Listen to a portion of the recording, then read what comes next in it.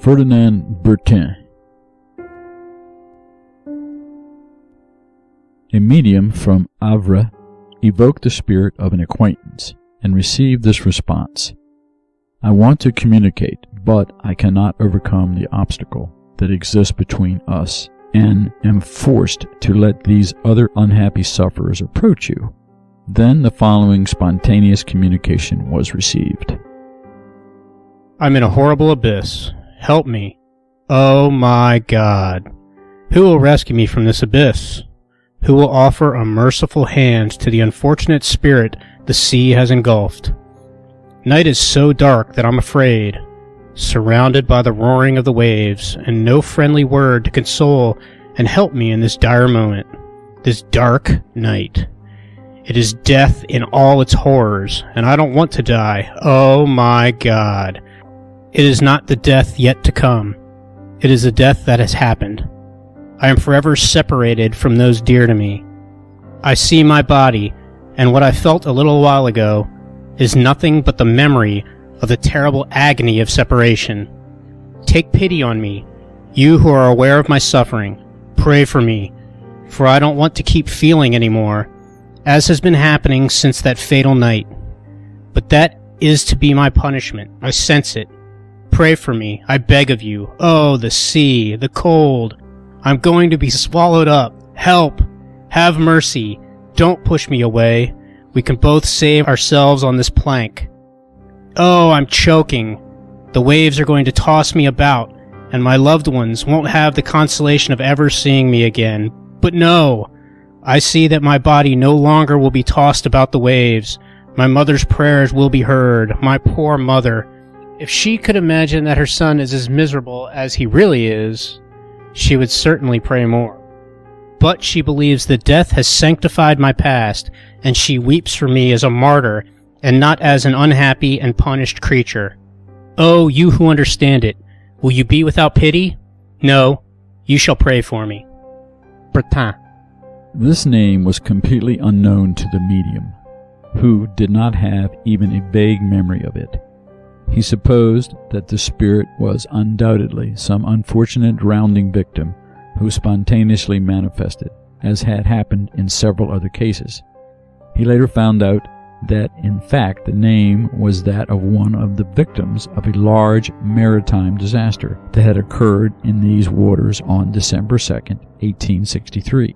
The communication was given on the 8th of the same month, 6 days after the tragedy. The individual died while making unheard-of attempts to save the crew, and, at the time, thought himself safe from death. Since he did not have any relationship with the medium, nor was he even known by him, why did he manifest to him instead of to some member of his family? It is because spirits cannot find in all individuals the fluidic conditions that are indispensable for manifestation. In his confusion, he had little freedom to choose and was instinctively led and attracted to this medium, who was obviously endowed with the essential aptitude for spontaneous communications of this type. He also sensed a particular sympathy, like others who have found themselves in identical circumstances. His family, foreign to Spiritism, and even perhaps hostile towards it, would not have welcomed this medium's revelation. Although death had occurred a few days before, the spirit was still experiencing all the anguish connected with it. Obviously, he was still not aware of his situation. Believing himself still alive, struggling with the waves, but at the same time referring to his body as though he were separate from it. He cries for help and says he does not want to die, but then soon afterwards he speaks of the cause of his death, recognizing it as a punishment. All of this denotes the confusion of thought that almost always follows violent deaths. 2 months later, on February the 2nd, 1864, the spirit once more communicated spontaneously through the same medium and dictated the following. The pity you have shown for my horrible suffering has helped me. I understand hope and can foresee forgiveness, but only after being punished for the wrong committed. I suffer continuously, and if at times God now allows me to foresee the end of my misfortune, I owe this mitigation to the prayers of the charitable souls touched by my situation. O hope, heavenly light, how blessed you are as I feel you rising in my soul. But oh, the abyss opens wide. Terror and suffering make such thoughts of mercy disappear. The night, always the night. The water, the roar of the waves as they engulf my body are but a pale image of the horror that envelops my poor spirit. I feel calmer when I can be near you, for as entrusting a secret to a friend relieves one who has been oppressed, so your pity, motivated by my entrusting my misery to you, calms my suffering and gives repose to my spirit. Your prayers do me good. Please don't refuse them to me. I don't want to fall back into that dreadful dream that becomes reality when I see it. Take up the pen often. Communicating with you does me such good. A few days later, the same spirit was evoked at the Spiritist meeting in Paris, and the following questions were asked of it. He replied to them in a single communication through a different medium. Who introduced you to manifest spontaneously through the first medium with whom you communicated? How long had it been since your death when you manifested yourself?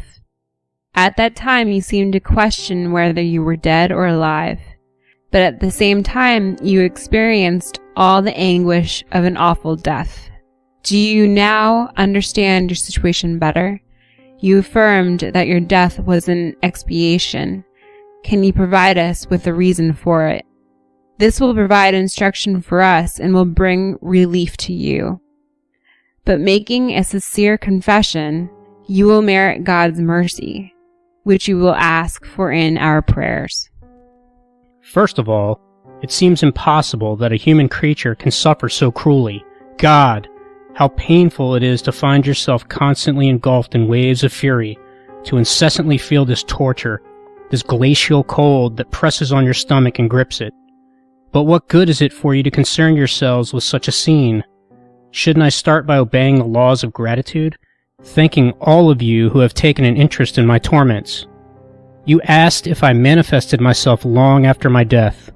I cannot easily answer that. Think about it and you will be able to judge how dreadful a situation I'm still in. However, I believe I must have been led to that medium by a will not my own, and by some reason that I can't explain, I used his hand as easily as I'm using yours right now. It's almost as though it actually belongs to me. Right now, I'm even experiencing much pleasure, a sort of special relief which, alas, will soon end. But my God, will I have the strength to make the confession I know I must? After much encouragement, the Spirit added, I was very guilty. What tortures me most is being regarded as a martyr, when I am nothing of the sort. In a previous life, I ordered several victims to be put into a sack and thrown into the sea. Pray for me. Comment by St. Louis on the communication. This spirit's confession will bring him much relief. Yes, he really was very guilty. However, his past life was honorable and he was highly esteemed by his bosses.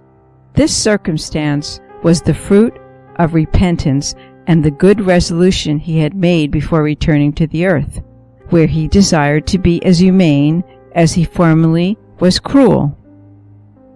The devotion he demonstrated was a reparation, but he had to redeem past wrongs through a final act of expiation, the cruel death he suffered.